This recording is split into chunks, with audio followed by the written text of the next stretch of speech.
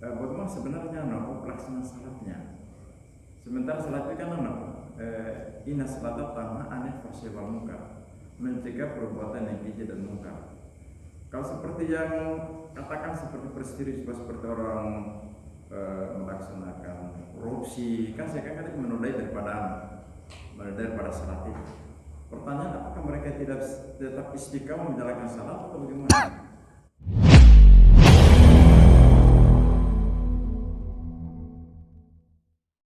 Orang yang sholat, yang kedua dulu ya saya tanggapi, ternyata masih juga melakukan perbuatan mungkar, ya korupsi juga. Bahkan jangankan sholat, ya bisa jadi juga dia itu sudah berhaji, bisa jadi juga malah, ya, kalau kita lihat itu fotonya malah berkerudung, nutup aurat, ya mungkin juga sedekahnya luar biasa, ya. Tapi kenapa masih bisa maksiat? Nah ini penting betul untuk kita sadari. Yang pertama ya, bahwa yang namanya kemaksiatan itu memang peluangnya terbuka terus. Selama itu memang sumpahnya iblis itu. Ini membuat kita dari satu sisi yang pertama tidak boleh merasa aman dengan diri kita. Harus selalu mawas diri, hati-hati terhadap berbagai macam godaan. Ya. Karena iblis itu sudah bersumpah, ya, tidak akan membiarkan itu. Ya, la aqudanna lahum siratal mustaqim. Saya betul-betul, kata iblis itu, sumpah, ya, akan membuat mereka itu menyimpang dari jalan yang lurus. Datangi dari berbagai arah, ya. Dan semakin soleh seseorang, jangan kira ya, semakin soleh seseorang semakin godaannya kecil. Terbalik, semakin tinggi keimanan seseorang, yang diutus oleh iblis itu juga semakin tinggi levelnya. Ya. Jadi kalau yang keimanannya minim atau tidak ada itu bahkan tidak perlu diutus juga, dia sudah memperturutkan hawa nafsunya sendiri kan. Tidak perlu digoda itu. Hawa nafsunya dia perturutkan terus. Ada yang begitu. Tapi memang ada yang sedemikian kuat keimanannya sehingga juga pasukan ini juga elit. Ya. Bukan pasukan ecek-ecek yang diutus, yang elit. Jadi ini membuat kita itu selalu merasa mawas diri. Ya jangan mengira saya ini misalnya sudah puasa banyak, sholat banyak, ya aman lah. Jangan, lengah kita. Setan itu, iblis itu sudah, ya seumur manusia itu tidak ada apa-apanya dibandingkan pengalaman iblis. Itu sudah tahu sudah berapa abad iblis itu mempelajari berbagai macam trik untuk memperdaya manusia. Ya, kita kasih senang dulu dia. Nah, dia berhaji, setelah haji rezekinya makin banyak. Ya, dia habis sholat rezekinya makin banyak. Tidak apa-apa, nanti dia lengah.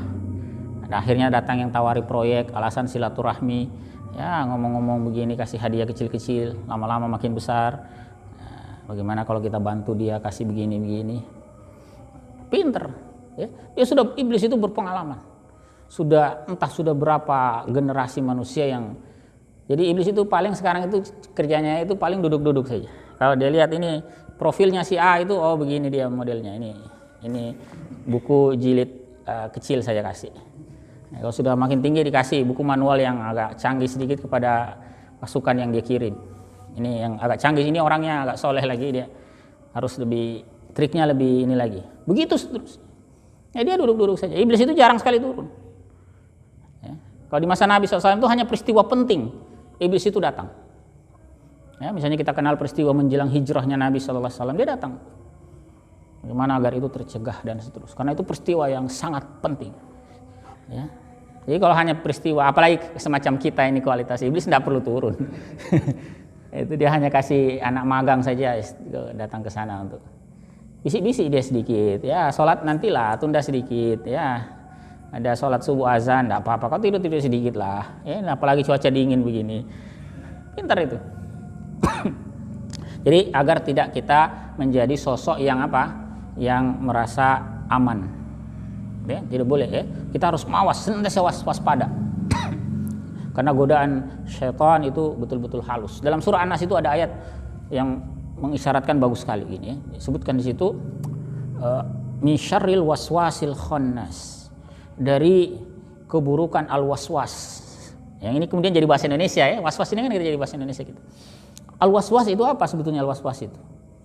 Itu para ulama menjelaskan, misalnya Imam Al-Baghawi itu menjelaskan waswas itu apa? Bisikan yang sangat halus. Yang saking halusnya itu apa? Yasilu ilal qalbi min ghairi sima'. Dia bisa masuk ke dalam hati seseorang tanpa mendengarnya. Coba bisikan. Kalau ada teman berbisik ke kita, bisikan itu baru bisa kita pahami kalau sudah terdengar. Tidak mungkin kita bisa paham kalau tidak terdengar. Meskipun sangat kecil, baru kita bisa paham kalau dia terdengar. Nah, bisikan syaitan itu halus sekali. Bahkan dia tidak perlu terdengar oleh telinga. Dia bisa masuk ke dalam hati. Yasilu ilal qalbi min ghairi sima'. Dia bisa masuk ke dalam hati tanpa kita dengarkan. Makanya jangan remehkan itu godaan syaitan. Jangan bilang saya ini sudah hafal sekian banyak ayat, ya, sudah belajar sekian banyak kitab, sudah sholat saya begini, sudah ibadah haji, umroh berkali-kali. Itu sudah, kalau sudah berpandangan begitu itu sudah ciri itu. Sudah ciri justru sudah terkena jerat, ya. Talbis iblis namanya, ya. Kalau Imam Ibnul Qayyim menyebut itu jeratan iblis, tipu daya. Yang kedua, itu juga menunjukkan sebagai muhasabah bagi kita. Berarti ada yang tidak beres dalam pelaksanaan sholat kita. Kita tidak memvonis orang lain, ya. Jadi ini dalam rangka kita mengevaluasi diri kita. Kenapa sih ada orang begini? Nah, itu berarti apa? Fungsi sholatnya tidak benar-benar optimal. Ya, kalau orang lain yang melakukan tadi itu urusan dia lah yang akan bertanggung jawab di sisi Allah Ta'ala. Kita sekali lagi tidak dalam posisi menghakimi orang lain, tapi lebih untuk kita jadikan sebagai ibrah, ya, sebagai pelajaran bagi kita. Ya, itu ya fungsi itu. Yang ketiga, ini juga tidak kalah pentingnya, ikhwafillah rahmatullahi alaikum, menunjukkan bahwa kesolehan individu itu tidak selalu cukup. Kita memerlukan yang lebih dari itu. Kesolehan itu perlu ada juga dalam level tingkatan kehidupan bermasyarakat. Bahkan lebih tinggi lagi, kesolehan itu juga harus tertata dengan sistem. Kalau sekedar mengandalkan kesolehan individu, betapa banyak orang itu tidak soleh. Ya? Jangankan soleh, beriman saja banyak yang tidak, kan? Ya. Bahkan yang sudah beriman, yang sudah soleh pun tidak ada jaminan dia melakukan kemaksiatan. Kalau hanya mengandalkan kontrol individu. Tapi kalau ada kontrol sistem yang baik, syariat Allah Ta'ala ini kita jadikan pedoman, jangankan orang soleh bermaksiat, Pak. Orang yang tidak soleh, orang kafir misalnya, orang yang ingkar sekalipun itu mikir-mikir kalau mau maksiat. Dia mau mabuk misalnya, dia memang bukan orang beriman, dia mau mabuk. Itu aja mikir-mikir dia mabuk. Mau mabuk itu mikir. Kalau sekarang, ya orang yang soleh juga bisa, apalagi orang yang tidak soleh. Ya, karena hanya mengandalkan ketahanan individu, seberapa kuat individu ini, ya, menangani berbagai macam godaan, apalagi tadi itu talbis iblis itu luar biasa.